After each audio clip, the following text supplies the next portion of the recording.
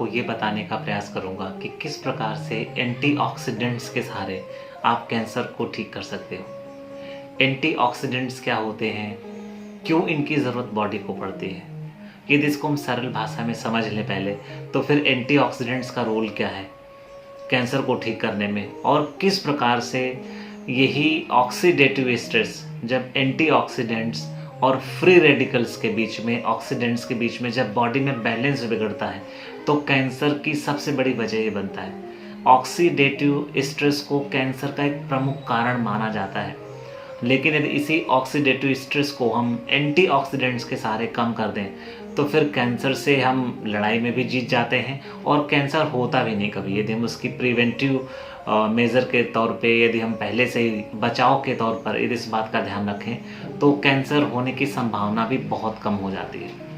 Oxidative stress क्या होता है, यदि बिल्कुल प्रिसाइज मेडिकल लैंग्वेज में बोला जाए तो जब हमारी बॉडी में ऑक्सीडेंट और एंटीऑक्सीडेंट्स के बीच में, फ्री रेडिकल्स के बीच में और एंटीऑक्सीडेंट्स के बीच में बैलेंस बिगड़ता है तो बॉडी में ऑक्सीडेटिव स्ट्रेस होता है। लेकिन ये बात सामान्य व्यक्ति को समझ में नहीं आती जो मैं बोल रहा हूँ, तो मैं इसको सरल भाषा में आपको समझाता हूँ। सपोज करो आप भूखे होते हो, आप अपने घर में रोटी सेकते हो।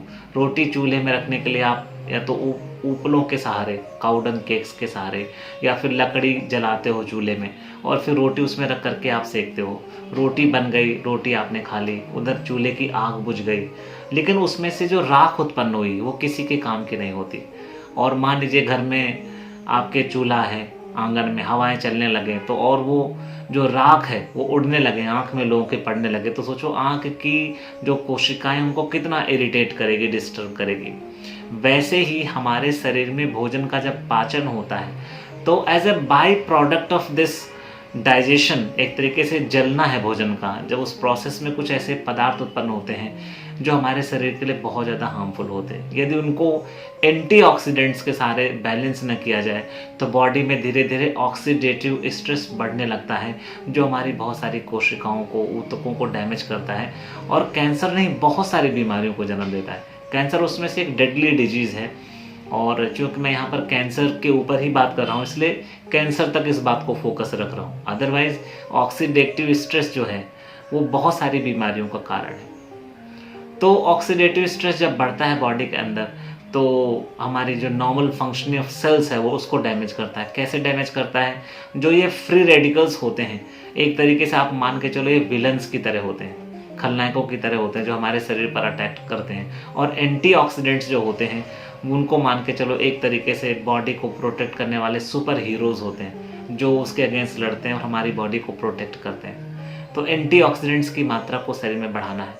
और यदि इसी बात को प्रिसाइजली और मेडिकल लैंग्वेज की भाषा में बोला जाए तो ये एक तरीके से जो फ्री रेडिकल्स होते हैं, ऐसे परमाणु होते हैं जिनके पास जो 2 इलेक्ट्रॉन होने चाहिए उनको स्टेबल होने के लिए वो नहीं होते हैं, सिंगल इलेक्ट्रॉन होता है। तो दूसरे इलेक्ट्रॉन को बॉडी में ढूंढ रहे होते हैं कहीं से भी उन्हें मिल जाए। यदि किसी सेल की डीएनए से उसको लेते हैं तो जो सेल की केमिकल कंपोजिशन है, रासायनिक संरचना है, उसको तोड़ देते हैं और वहाँ पे विकृति उत्पन्न हो जाती है जो कैंसर का कारण बनती है। तो इससे पहले कि ये जो फ्री रेडिकल्स हैं, एक तरीके के खलनायक हैं, शरीर को बर्बाद करने वाली चीज़ें हैं, उनको शरीर में ज़्यादा एक्टिव ही ना होने दिया जाए और उसके लिए ज़रूरत होती है कि हम एंटीऑक्सीडेंट्स का सेवन करें।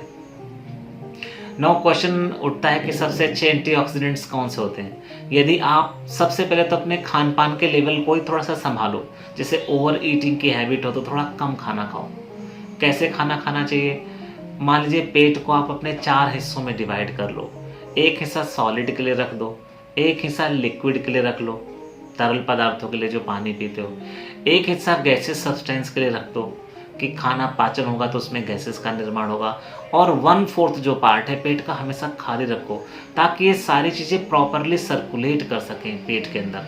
तो यदि आप दिन में एक बार एक साथ हैवी डाइट लेते हो तो उसको 2-3 जगह स्प्लिट करके, 4 जगह, 5 जगह, 6 मील्स भी लोग बताते हैं आजकल के जो न्यूट्रिशनिस्ट होते हैं, तो 6 मील्स का कॉन्सेप्ट देते हैं कि थोड़ा थोड़ा करके खाओ, तो उससे बॉडी में बहुत ज़्यादा ऑक्सीडेटिव स्ट्रेस नहीं बनता है। दूसरा क्या है, खाने की मात्रा को कम रखो हमेशा, और इसके अलावा यदि आप ग्रीन टी पीते हो दिन में 2-3 बार, तो वो भी ऑक्सीडेटिव स्ट्रेस को कम करती है।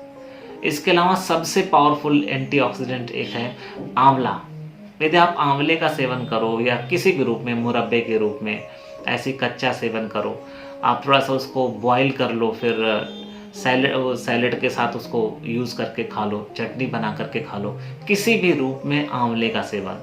और यदि इस तरीके से आप आंवले का सेवन नहीं कर पा रहे हो तो आपको आंवला 1 चम्मच पाउडर आंवले का लेना चाहिए। आंवला एक बहुत बड़ा एंटीऑक्सीडेंट है, हमारे घरों में जो उपलब्ध है, इसका सेवन करने से बहुत अधिक मदद मिलती है कैंसर से लड़ने में। दूसरा पावरफुल एंटीऑक्सीडेंट है हमारे घर में गार्लिक। लहसुन में एक पावरफुल एंटीऑक्सीडेंट है, वो भी हमें ऑक्सीडेटिव स्ट्रेस को बैलेंस करने में हमारी मदद करता है। तो इस तरीके से हम अपनी बॉडी में ऑक्सीडेटिव बैलेंस मेंटेन करके कैंसर से लड़ सकते हैं। इसके अलावा भी आयुर्वेद में बहुत सारी दवाइयाँ हैं जिनका उपयोग हम कर सकते हैं, लेकिन वो डॉक्टर की सुपरविज़न में लेनी चाहिए। वो डेफिनेटली ज़्यादा पावरफुल हैं, लेकिन वो सेल्फ लेवल पे नहीं प्रयोग करनी चाहिए, इसलिए उनको मैं नहीं बता रहा हूँ यहाँ पे। तो किस प्रकार से एंटीऑक्सीडेंट को बढ़ा करके कैंसर से लड़ना है, उसकी मैंने जानकारी इस वीडियो में आपको दी है। I hope it will help you lot. Thank you for patient listening. God bless you.